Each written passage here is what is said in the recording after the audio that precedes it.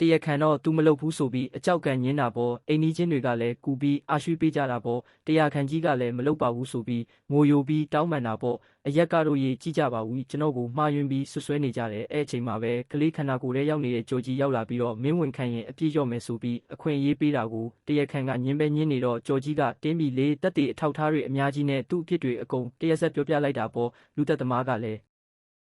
သူ့အဖြစ်တွေအကုန်လုံးကိုဝန်ခံလိုက်ရတယ်အဲ့အချိန်မှာစုံထောက်ကြီးကဲပုံမှုရောက်လာတာနဲ့ဒီကလေးလေးကဒီအမှုကိုကူညီဖြေရှင်းပေးတာလို့ပြောလိုက်တော့ကလေးဆိုတာကလေးနေရပဲနေရတယ်ဆိုပြီးအမှုတွေထဲဝင်မပါဖို့တားခံလိုက်ရပါတယ်ကိုနှစ်ကလေးရဲ့စကားကိုယုံနေလို့စောက်ထုံတစ်ဖွဲလုံးအဆူခံနေရပါတော့တယ်တရားခံဟာနောက်ထပ်လူတက်ထားတယ်ဆိုတာကိုကြော်ကြီးကတက်တေပြဖို့9မိနစ်အချိန်တောင်းလိုက်ပါတယ်တရားခံကိုစုံစမ်းစစ်ဆေးပြီးအမှုမှန်ပေါ်သွားတော့ဗိုလ်ချုပ်ကြီးကအခုတော့9နှစ်အရွယ်ကြော်ကြီးကိုချီးကျူးလိုက်ရပါတော့တယ်အမှုကိုကူပြီးဖြည့်ရှင်းပေးလိုက်လို့သူ့အမကလည်းအခုတခါတော့နရွက်မဆွဲပဲချီးကျူးလိုက်ပါတယ်အဲမလို့ချီးကျူးလိုက်ပါတယ်ကြော်ကြီးကလည်းဒီလောက်လွယ်တာကိုအမတို့စောက်ထုံဖွဲ့ကအကြာကြီးစူးစမ်းနေရတာဆိုပြီးအမကိုပြန်ပြီးချီးကျူးလိုက်ပါတယ်သူ့အမကလည်းနင်းအဲ့လောက်တော်နေရင်ဒီအမှုကိုမိနစ်ပိုင်းအတွင်းဖြည့်ရှင်းပေးစမ်းဆိုပြီးညာလာပါတေးခိုင်းလိုက်ပါတယ်